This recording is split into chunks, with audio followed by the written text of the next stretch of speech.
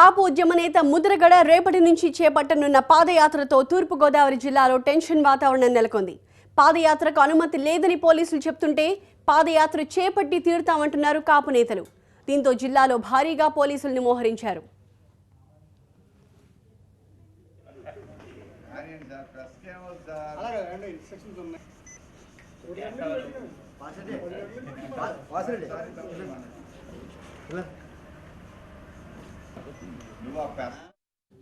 కాపులను బీసీల్లో చేర్చాలనే డిమాండ్తో ముద్రగడ పద్మనాభం రేపటి నుంచి 30వ తేదీ వరకు సత్యాగ్రహ యాత్ర చేస్తానని ప్రకటించారు. రావులపాలెం నుంచి అంతర్వేది వరకు జరిగే ఈ యాత్రకు అధికారుల నుంచి ఎలాంటి అనుమతులు తీసుకోలేదు ముద్రగడ. దీంతో టెన్షన్ వాతావరణం నెలకొంది. అయితే అనుమతి లేకుండా యాత్ర జరగనివ్వమంటున్నారు అధికారులు. ముద్రగడ యాత్ర జరిగి తీరుతుందని మరోవైపు కాపు నేతలు అంటున్నారు. గతంలో వైఎస్ రాజశేఖర రెడ్డి, చంద్రబాబు, వైఎస్ జగన్, షర్మిల ఎలాంటి అనుమతులు లేకుండానే యాత్రలు చేశారని వారంటున్నారు. అప్పుడు లేని అనుమతులు ఇప్పుడు ఎందుకని ప్రశ్నిస్తున్నారు.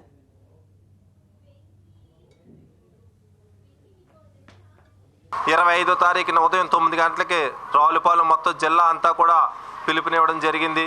మొత్తం అందరూ కూడా కాపు జాతి యావత్తు ఆయన అడుగులో అడిగేసుకుని 25వ తారీఖు 9 గంటలకి ఒక కాపు ప్రపంచంలో ఉప్పినల రావులపాలెం చుట్టుముట్టి రావులపాలెం నుంచి పాదయాత్ర సాగుతుంది.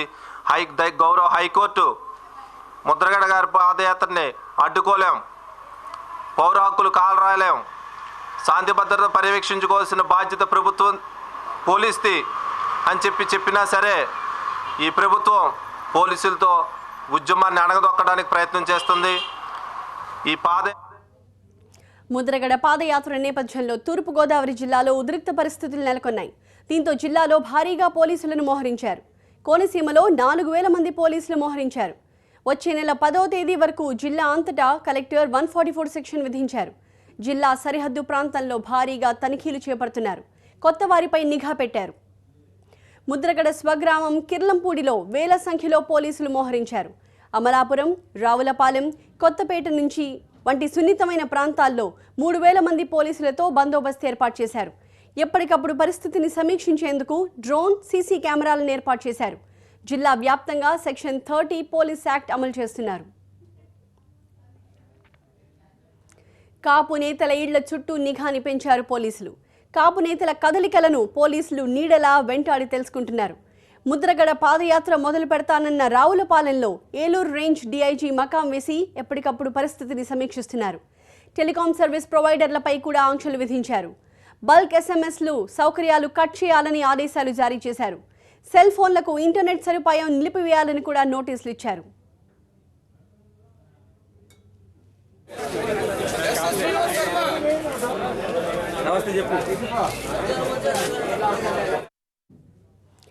ముమ్మిడివరంలో ముందు జాగ్రత్త చర్యగా పోలీసులు భారీ బందోబస్తు ఏర్పాటు చేశారు. 2 డీఎస్పీలు, 2 సిఐలు, 14 మంది ఎస్ఐలు, 100 మంది కానిస్టేబుల్స్, హోంగార్డులతో ప్రత్యేక బలగాలను రంగంలోకి దించారు. కాపులు అధికంగా ఉన్న ప్రాంతంలో పికెటింగ్ ఏర్పాటు చేశారు ముమ్మిడివరం పోలీసులు. మేము అవి చేస్తున్నాం అంటున్నారు తప్ప ఏ విధమైనది ఇంతవరకు ఇచ్చిన హామీలు ఏవి కూడా నెరవేరలేదు. పద్మనాభం గారు వేళ నిరాదీక్షలు చేసిన హామీలు కూడా నెరవేర్చలేదు. ఇంతవరకు మంజునాథ్ కమిషన్ కూడా ఏ విధమైనది లేదు. కానీ ఇది నెరవేర్చుకునే వరకు మేము ఏ విధంగా అయితే పద్మనాభంగా పిలిపిస్తారో ఆ పిలుపుగా అనుకుని మేము ఖచ్చితంగా ఈ ఉద్యమాలను చాలా స్పీడ్గా చేసి ఎట్టి పరిస్థితిని వెనక్కి వెళ్ళే విధంగా లేకుండా చేస్తాము. ఈ యాత్రను ఏదో విధంగా ఆపుదామని చెప్పి ఈ ప్రభుత్వం ఎన్నో విధాల ఆటంకాలు మాకు కల్పిస్తుంది. మాకు అది ఏది కూడా మేము లెక్క చేయకుండా ఈ కాపు జాతి అంతా కూడా మా పద్మనాభం గారు వెనకాలే మేమంతా ఉన్నాం. రేపు ఈ ఉద్యమాన్ని ఏ విధంగా అణిచివేయాలని చూసినా కూడా ప్రభుత్వం దానికి తగిన మూల్యం చెల్లించుకుంటారని చెప్పి నేను చంద్రబాబు. మరోవైపు పాదయాత్ర నేపథ్యంలో కాపు ఉద్యమ నేతలను పోలీసులు హౌస్ అరెస్ట్ చేస్తున్నారు. ఆకుల రామకృష్ణని హౌస్ అరెస్ట్ చేసినట్టు పోలీసులు తెలిపారు. అనుమతి లేకుండా సత్యాగ్రహ పాదయాత్ర నిర్వహించాలని నిర్ణయించడంతో కాపు నేతలను హౌస్ అరెస్ట్ చేస్తున్నట్టు పోలీసులు తెలిపారు. దీంతో గోపాలపురంలో ఉద్రిక్త పరిస్థితి ఏర్పడింది.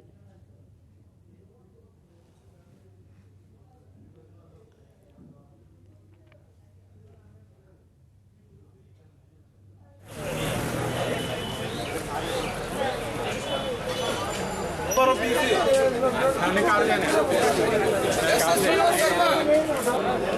నమస్తే చెప్పు. ఏం లేదా లేడీస్ని పంపించాలి లేదా?